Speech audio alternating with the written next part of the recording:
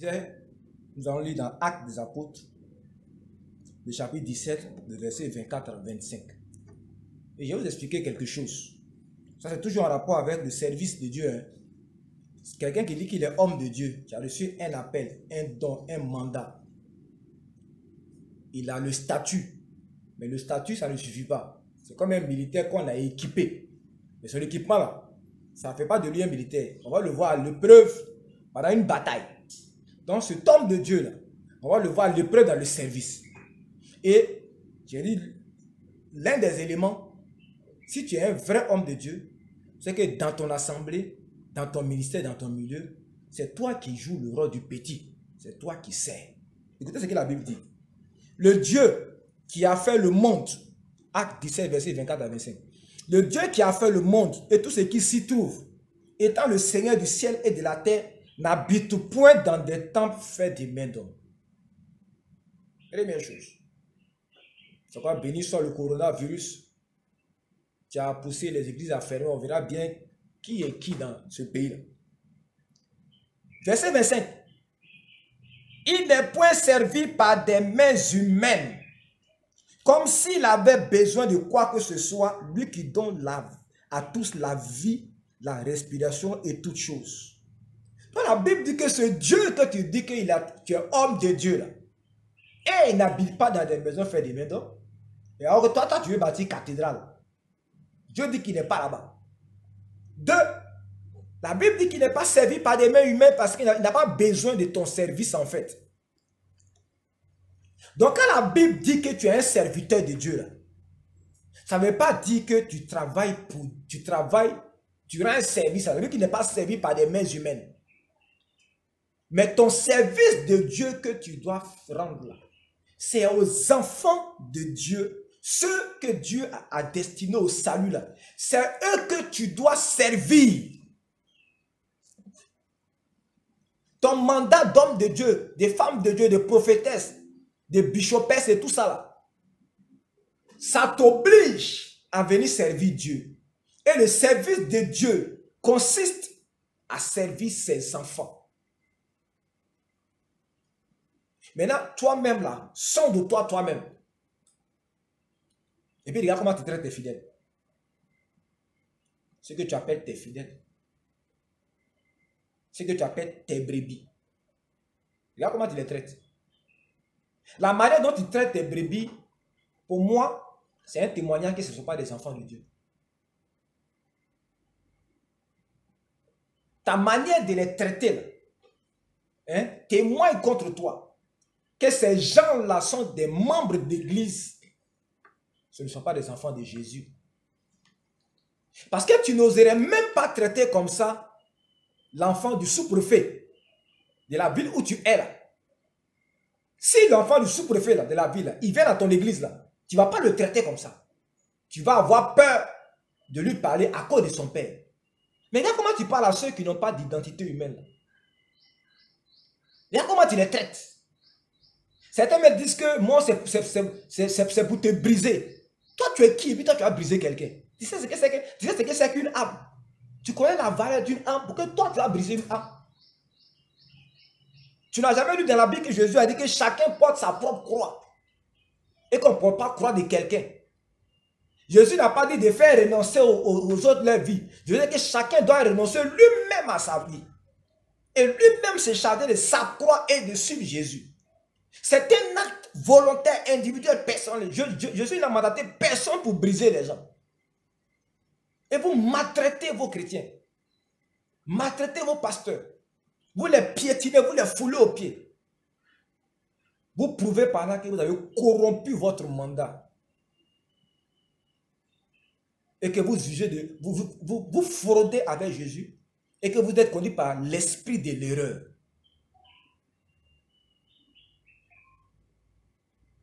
Vos œuvres, vos fruits témoignent contre vous.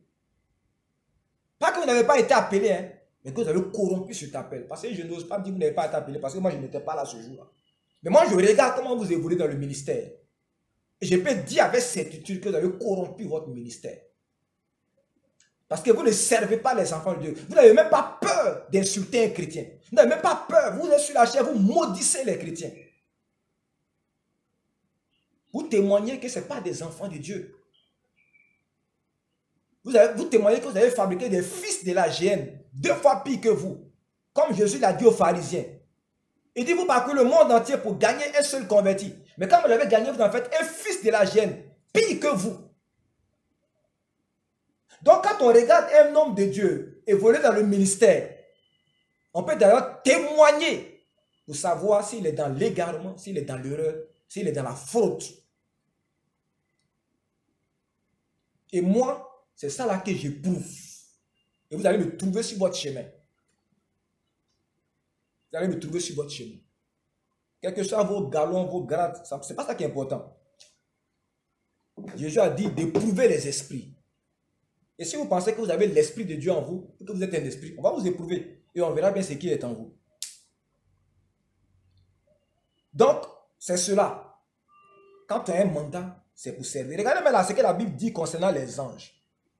Hein? Concernant les anges. Hébreux 1, verset 7.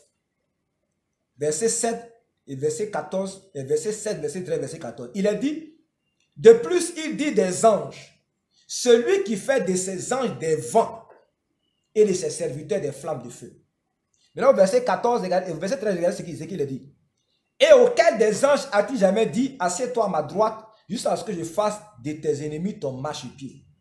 Ne sont-ils pas tous des esprits au service de Dieu, envoyés pour exercer un ministère en faveur de ceux qui doivent hériter du salut? La Bible dit que même les anges sont des services, sont des esprits au service de Dieu.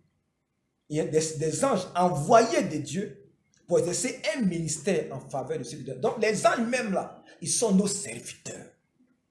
Les apôtres, les docteurs, les prophètes, les évangiles, les pasteurs. Tous autant que nous sommes des serviteurs des chrétiens. Nous sommes les boys en d'autres termes de nos chrétiens. Et si tu n'as pas cet esprit, c'est que tu n'es pas un serviteur de Jésus-Christ. Tu as reçu un mandat et un don, mais tu te sers de Jésus-Christ. Tu te bâtis un empire. Tu te bâtis un nom. Tu te bâtis une réputation. Tu utilises le don et le mandat de Dieu. Et puis tu fraudes avec les chrétiens pour te bâtir ton propre empire. Tu es un imposteur.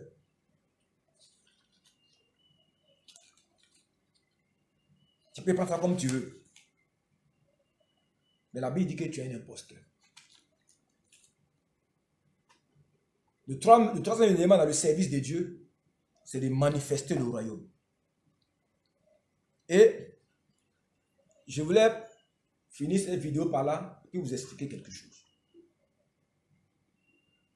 Quand tu sers Dieu, ce n'est pas pour te bâtir un empire. Ce n'est pas pour te bâtir un royaume. Le royaume existe déjà. Jésus, quand il a commencé son ministère, vous savez que Jésus n'a jamais parlé, il n'a jamais prêché sur l'église. Jésus ne passait tout son temps qu'à parler du royaume. Le royaume existe déjà.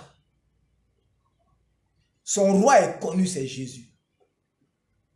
Le mandat que tu as reçu comme un homme de Dieu pour venir servir les enfants de Dieu, c'est en vue de manifester en eux et de manifester dans l'église le royaume de Dieu. Ce n'est pas pour te bâtir ton propre royaume. Ce n'est pas pour te bâtir une réputation. C'est pourquoi je suis choqué quand j'entends les gens dire « Je vais être comme un tel. Je vais être comme un tel. » La Bible dit qu'un seul est mort pour nous tous, en fait, de ceux qui vivent ne vivent plus pour eux-mêmes, mais qui vivent pour celui qui est mort pour eux. Et Dieu, c'est un original. Dieu ne fait pas deux choses semblables. Ce n'est pas possible. Vous savez, au temps d'Élie, il y avait beaucoup de prophètes en Israël. Il y avait Achia qui était prophète. Il y avait Michée qui était prophète. Mais c'est Élie, lui, seul qui est allé sur le mont Carmel. C'est lui seul qui a lancé un défi. Mais les Michée là étaient là. Michée aurait pu dire, j'ai fait comme Élie. Même Élisée, mais qui a reçu l'option de Élie, Élisée n'a pas fait comme Élie. Élisée n'a pas défié les prophètes Baal. On verra par la suite que c'est Jéhu qui va être choisi comme roi et celui qui va détruire tous les prêtres Baal. Et pourtant, Élisée qui a hérité de l'onction d'Élie, il aurait pu chercher à faire comme Élie. Il n'a pas fait comme lui parce que Dieu c'était l'original. Donc, chers amis, vous qui vous glosez d'être des hommes de Dieu, des femmes de Dieu, qui vous glorifiez de l'onction que vous avez reçue, qui vous glorifiez des charismes, des dons, de tout ça. Ces choses-là ne servent absolument à rien. Tant qu'on n'a pas vu dans le service de Dieu, ces capacités-là produisent des enfants de Dieu. À quoi c'est un policier formé qui a toutes ses armes et qui devient un braqueur dans la ville? Il est policier, il a sa tenue, il a son arme, il a tous ses insignes de grade et tout ça. Quand tu le vois, c'est un policier, il a le statut. Mais il braque avec ce que l'État lui a donné. Donc peut-être que tu as reçu un mandat qui a été appelé sur le don, mais tu es devenu un braqueur dans le corps de Christ. Tu es en train de frauder et de ruser avec les chrétiens.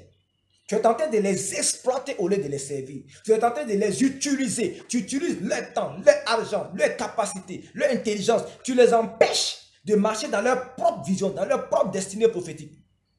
Tu les as embrigadés et ils te servent. Et vous n'avez même pas compris ce que veut dire Éphésiens chapitre 4, verset 11. Vous ne savez même pas ce que ça veut dire. Vous ne savez même pas que vous êtes là seulement pour coacher les chrétiens. Ce sont les chrétiens qui ont la vision, qui ont le mandat, qui ont l'appel. C'est eux qui doivent manifester le royaume. Nous ne sommes là que pour les encadrer, pour les coacher. Nous sommes des dons. Dieu leur a fait don de nos personnes. Voilà l'église. Chers amis, réveillons-nous, comprenons ce que c'est que le ministère. Réveillons-nous. L'église, là, ce n'est pas le royaume des cieux. Le royaume des cieux, ce n'est pas le royaume de Dieu. Si vous êtes serviteur de que les trois réalités-là, vous ne les comprenez pas, ce n'est pas la peine. L'église, c'est un corps dont la tête est dans le ciel de Jésus-Christ. L'église est un corps qui a un esprit, qui a une âme. Et la Bible que sur la terre, l'église est l'appui et la colonne de la vérité.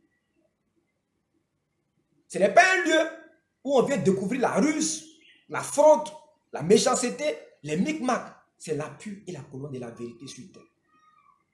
Le royaume des cieux, c'est le royaume dont Christ est le roi, qu'on appelle la montagne de Sion, que les Anglais appellent Zion. C'est David, après une visite dans le ciel, il a découvert la montagne de Sion, le royaume des cieux. C'est une ville, c'est un lieu. Quand il est revenu en Israël, il a baptisé Jébus, la montagne de Sion. Parce qu'il a vu son roi dans le ciel. Et il est venu la copier. Le royaume de Dieu, c'est le règne et la présence du Dieu d'éternité dans toute la sphère de la création. Il manifeste sa vie, sa volonté, sa puissance, sa gloire, sa lumière. C'est le royaume de Dieu. Donc l'église n'est pas un royaume. L'église, c'est un lieu de service. C'est le corps de Christ qui est proactif sur terre, qui manifeste et qui expose ses vertus, sa force, qui fait connaître Christ. Donc, chers amis, ce qui accrédite un homme de Dieu, ce n'est pas son appel. Ce ne sont pas ses dons. Ce n'est pas les miracles qu'il fait. Arrêtez d'embrouiller le monde entier avec ces histoires de miracles. C'est à cause de vous que tous les imposteurs sont rentrés dans l'église aujourd'hui. Tous ceux qui sont les pans des fétiches ici aujourd'hui disent sont serviteurs parce que vous allez faire croire aux gens que servir Dieu, c'est faire des miracles. Mais si on avait mis au devant du service de Dieu, ce dont je parle ici, à manifester le royaume là, personne ne serait venu aujourd'hui parce que comment tu ne peux pas venir manifester le royaume si tu n'as pas l'esprit de Christ? Mais quand on vous dit que c'est le miracle qui accrédite les gens, tous les petits voyous d'Abidjan ici, là, tous font des miracles. Ce ne sont pas les miracles qui t'accréditent comme un serviteur de Dieu. Mais c'est la qualité de service que tu rends aux hommes. La qualité de service que tu rends à tes chrétiens. Ce qui t'accrédite, c'est ton niveau d'humilité et d'humiliation devant tes fidèles pour les amener à la connaissance de Christ. Ce qui t'accrédite, c'est l'impact que tu as dans la manifestation du royaume de Dieu. Si depuis que tu es dans le ministère, tu n'as aucun impact sur le royaume de Dieu, on ne voit pas le règne de Christ, Chez toi, à la maison, tout le monde a peur. Je disais à quelqu'un que un homme de Dieu qui ne peut pas rendre heureux sa femme, c'est bon, il n'a qu'à quitter le ministère. Parce que le Christ qui est en toi, là, si la personne la plus proche de toi, la plus intime de toi, ne peut pas témoigner, ne peut pas sentir la bonne odeur de Christ, ne peut pas goûter à Christ en toi, c'est quelle église tu as venu bâtir quelle église? Si ta propre famille n'est pas capable de témoigner que lui, là, on le persécute, mais on sait qu'il a Christ en lui. On ne l'aime pas, mais on sait que la vie est en lui. Tu n'en vois aucun impact. Et ni tu es dans les fidèles. Chez toi à la maison, c'est la désolation. C'est-à-dire qu'il n'y a pas de bonheur. Ceux qui sont autour d'eux ne sont pas heureux. Il faut te poser des questions si véritablement tu es en train de servir Dieu avec ton appel et avec tes dons. Je répète, je ne doute pas des dons des gens. Je ne doute pas de leur appel. Je n'ai pas la capacité de dire que celui n'a pas été appelé par Dieu. Parce que quand Dieu t'appelle, c'est ce que tu entends. Mais j'ai la capacité de discerner que ce homme-là n'est pas en train de servir Dieu. Le problème, ce n'est pas ton appel. Le problème, ce ne sont pas des dons. Le vrai problème, c'est ton caractère et ton ambition. Ce qui tue les hommes de Dieu, c'est leur caractère. Certains sont restés nouveaux chrétiens jusqu'à ce qu'ils rentrent dans le ministère. Ils n'ont jamais grandi. Ils sont dans le ministère. Certains ne se sont pas reconvertis de leur tradition. Ils sont entrés dans le ministère avec la tradition de leur région, la tradition de chez eux. Leur conception de la vie là n'est pas liée à la parole de Dieu, elle est liée à leur milieu où ils sont quittés. Certains sont dans le ministère avec tout ce qu'ils ont eu à vivre comme difficulté dans la vie. Donc ils font souffrir leur passé parce qu'eux ils ont souffert. Mais en quoi est-ce que tu es tenté de manifester le royaume de Dieu? Si toi tu as souffert et que tu as goûté à la souffrance, tu dois te battre pour que plus jamais quelqu'un ne souffre à côté de toi. Tu comprends? C'est ça. Tu dois être la fin de la souffrance. Je ne parle pas de ce que Dieu va imposer individuellement à chacun dans le port de sa croix. Mais tu ne dois pas organiser la souffrance de tes chrétiens parce que toi tu as souffert. La souffrance de tes pasteurs parce que toi tu as souffert. Ce n'est pas la souffrance qui change le caractère de quelqu'un. C'est la grâce de Dieu qui change les gens. La Bible dit que par la grâce de Christ, il a souffert pour nous tous. Souffrance ne change pas les gens. Si dans les pays pauvres, on allait être les gens les meilleurs modèles de la terre. Parce qu'on souffre tout le temps. Mais on n'est pas les meilleurs modèles. Les grands serviteurs de Dieu, ils viennent des pays où il n'y a pas de souffrance. Les États-Unis, c'est là-bas qu'ils viennent. Actuellement, les plus grands missionnaires sur terre, ce sont les Coréens du Sud. Qui ont un niveau de développement très avancé. Comment ils ont fait? Alors qu'il n'y a pas de souffrance, comme façon on souffre ici. C'est quand un pasteur, il va prendre 3 jours, il ne peut pas manger. Pas parce qu'il n'y a pas l'argent, mais parce qu'on refuse de lui donner l'argent. J'ai un ami pasteur, son fils est mort à cause des médicaments 5 000 francs que l'église ne voulait pas payer, alors qu'il avait de l'argent. Et son fils est mort. Et on dit que vous servez Dieu. Vous servez Dieu comme ça. D'accord? Que Dieu vous entende, qu'il vous voit. Si c'est lui que véritablement vous servez, qu'il vous fasse droit et qu'il vous élève. Mais si vous êtes en train de fouiller avec sa parole, rencontrez-le dans son jugement. Pas pour vous détruire, mais pour vous ramener à la repentance. Parce que ce que nous on désire, c'est que tu reviennes, que tu descendes de ton piédestal et que tu deviennes un frère. Parce que le travail est grand en Côte d'Ivoire. Les besoins sont énormes.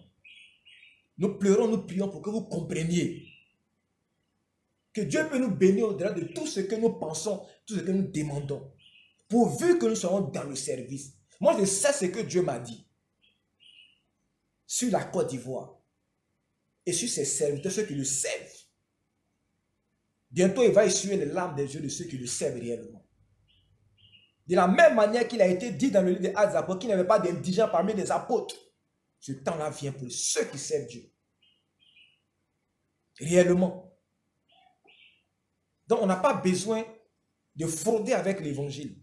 On n'a pas besoin de prostituer notre appel. On n'a pas besoin de corrompre notre appel en fabriquant des choses pour nous faire un nom, pour nous donner une réputation, pour avoir les ressources, pour avoir les moyens. Souvent, je suis choqué quand les gens disent non, je cherche le Seigneur, je cherche les moyens pour pouvoir servir Dieu. C'est toi-même tu t'es appelé.